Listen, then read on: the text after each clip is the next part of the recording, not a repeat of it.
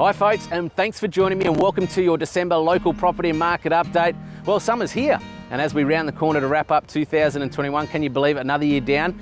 This is what we know from the spring selling season.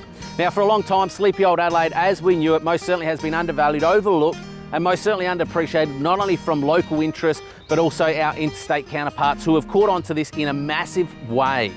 As national borders begin to ease and open back up, our population growth and demand from interstate is about to and continues to experience an unprecedented level like we have never experienced before.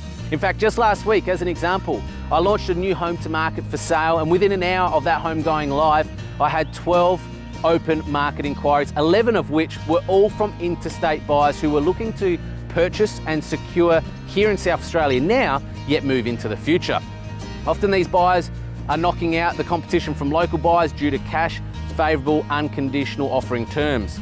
Now, let's not forget the astute investors from Sydney and Melbourne who continue to flourish our state because they see South Australia as an incredible place to invest from an affordable point of view, yet with sound net rental yields on offer. In fact, just last week, as an example, I was speaking to an interstate investor who couldn't believe homes 25 minutes northeast of the city, yet 15 minutes to the beautiful coastlines of our beaches and 35 minutes to the beautiful Barossa wine district were selling for under $550,000, yet attracting a weekly rent return of around $500.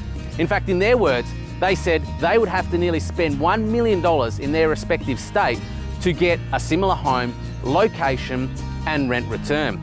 Yet in South Australia, they could buy 2 homes with that same $1 million budget, this doubling their property portfolio aspirations by buying here in South Australia. Just last month, as an example, a suburb I'm very proud and actively involved in, Burton 5110, had 20 transactions in one calendar month. Now, this is a suburb that typically experiences around 5 to 8 transactions consistently month in, month out. Now, you would think 20 transactions and an increase in for sale property supply would swing the tide a little and soften demand, right? Not the case.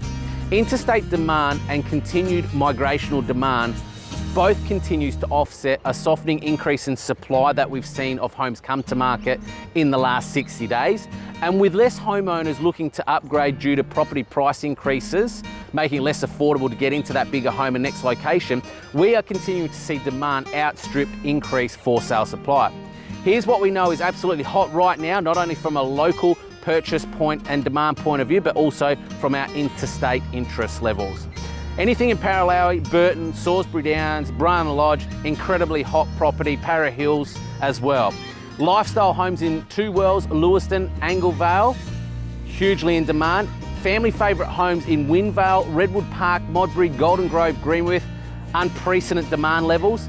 And anything in Andrew Farm, Blakeview, Craigmore from an affordable family home purchase point of view. Now, getting back to communicating with interstate buyers, they can't believe the value that South Australia offers. From Salisbury Council, when you're buying under $550,000, what you get in a home and location, to up the hill to Tea Tree Gully Council, where buying under $750,000 still presents amazing value for incredible quality homes there, through to Port Adelaide Enfield Council, and what you get for up to $650,000, and yet further north to Playford Council, where buying an astute, sound, depreciable investment under $400,000 is often unachievable in their respective states. The challenge this will impose for us going forward is that it's going to make it even harder for our local first home buyers to get into the market. Upsizers, who yes, will most certainly get more if they sell their home, but then they're worried to take the leap and move as they have less to choose from when buying and paying a lot more to get into that next bigger home and next location. Local investors who haven't acclimatised. I'm seeing interstate investors outbid our local investors right now.